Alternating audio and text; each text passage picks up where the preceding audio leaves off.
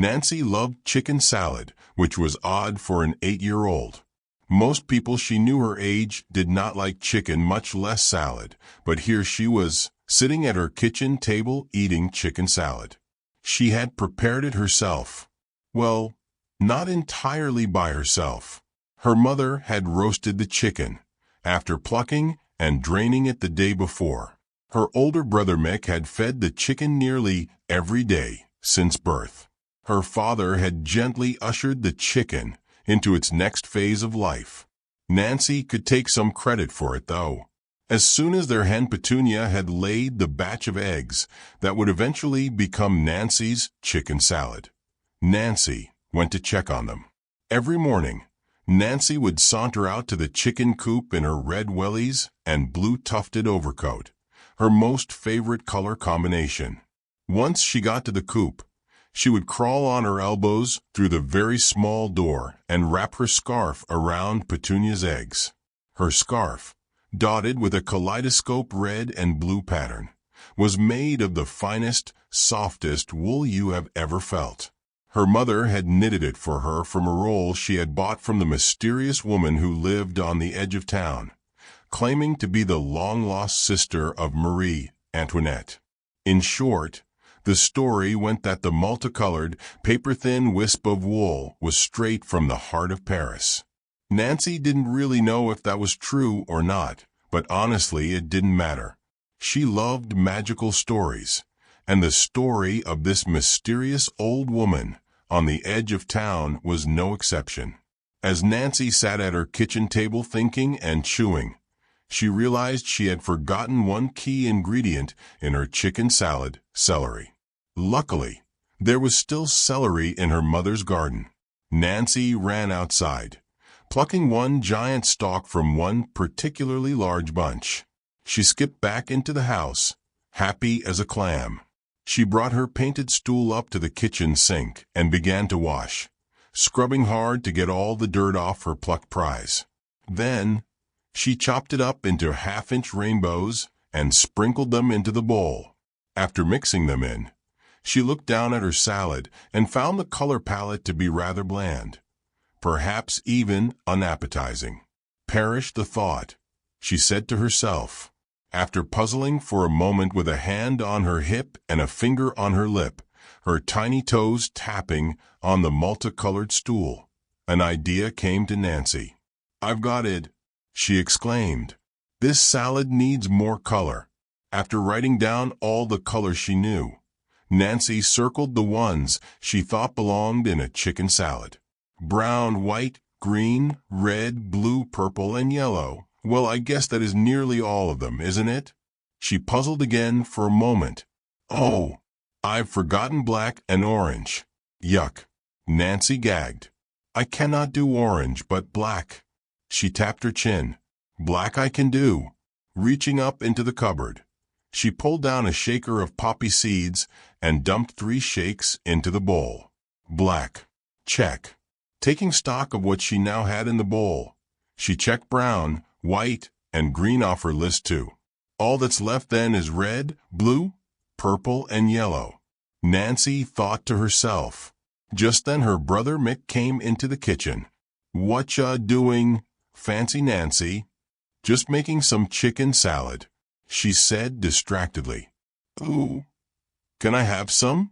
Mick asked as he stuck his finger into the bowl, plucking out a nugget of roasted chicken.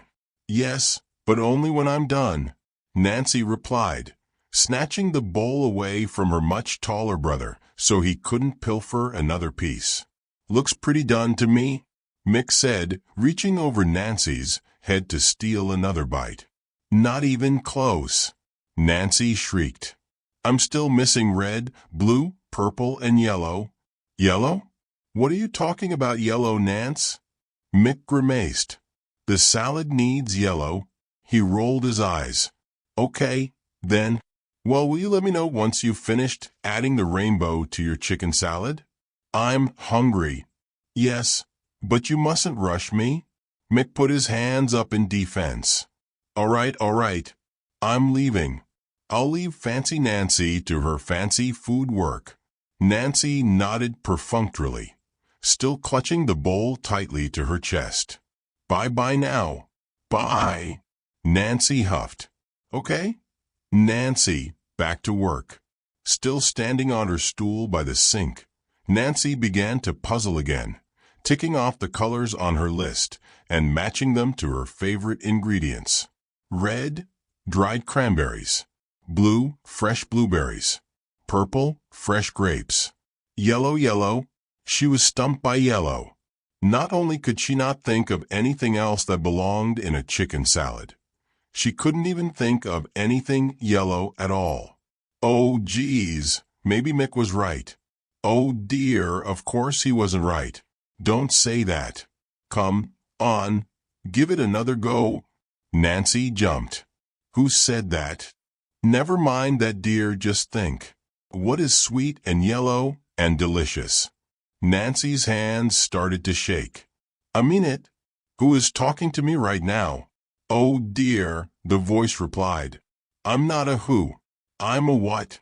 Nancy was sure she was going crazy, but she replied anyway to the mysterious voice.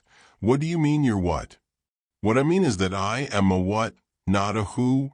What? Who are you? Nancy's head was beginning to spin. She set the bowl down on the counter and stepped down off her footstool. Okay, what are you then? I, my dear, am your scarf.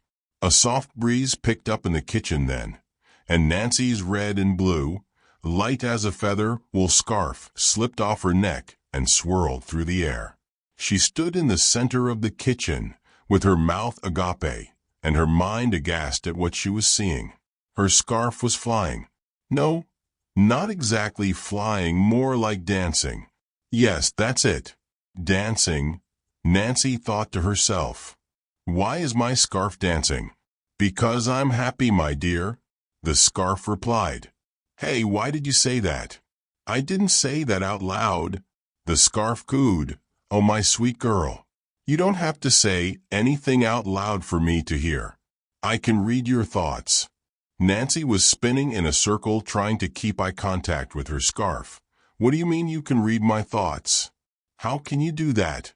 The scarf danced back over to Nancy and gently wrapped itself around her neck.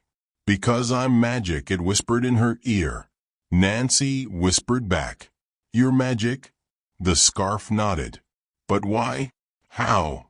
Still whispering, the scarf said, well, why or how is anything magic, my dear? Why do eggs turn into chickens or stormy skies into rainbows?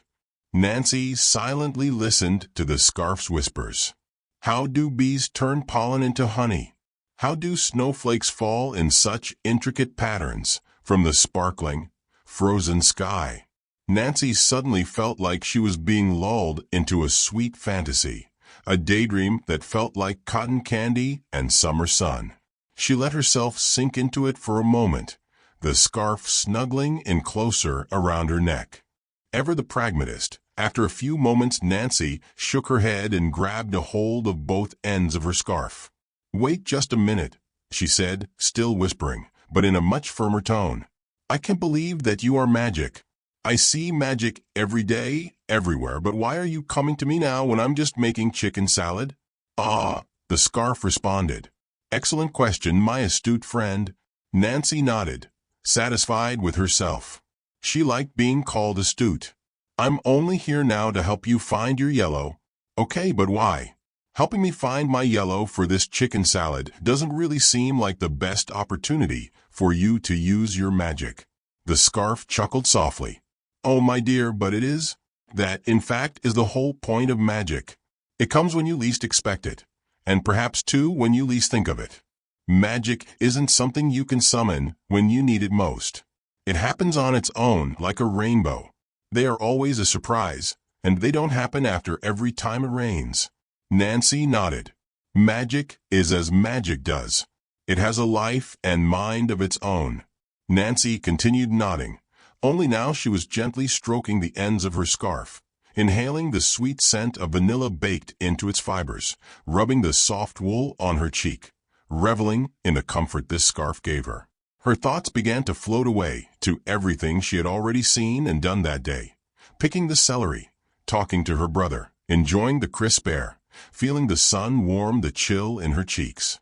Slowly, a smile deep and warm began to spread across her face. It was as if an apple pie was baking inside of her. Cinnamon, clove, and nutmeg sparkling in her belly. Tart apples stuck between her cheeks. She began to giggle. "Now you've got it," the scarf whispered sweetly to Nancy. "Pineapple. Pineapple is the yellow," Nancy yelled, as golden with excitement as the pineapple in her chicken salad would be. "Did you hear that?" the scarf said, breaking the spell. Nancy blinked her eyes open to see the mysterious old woman who lived on the edge of town waiting at the back door. "Oh, hello," Nancy said. As she walked to the door to welcome the woman inside, she noticed she carried a basket that looked to be laden with something rather large and prickly. "Please come in." "Oh, thank you, dear," the old woman replied. "Was that you who was yelling pineapple?" Nancy blushed. "Yes, it was me. I'm making chicken salad." "Oh, how delightful," the old woman said, clapping her hands together. "I do love chicken salad." "Well, I would offer you some, but I'm still missing my last ingredient." Hearing that, the old woman wriggled her nose, gesturing down at her basket. Nancy reached out to take it from her. Lifting the red and blue checkered flannel that protected its contents, Nancy saw that the basket held exactly what she was looking for. A pineapple. "How did you know?" The old woman winked at Nancy, though her eyes were on Nancy's neck. "Anything for you, my dear." "Anything for fancy Nancy."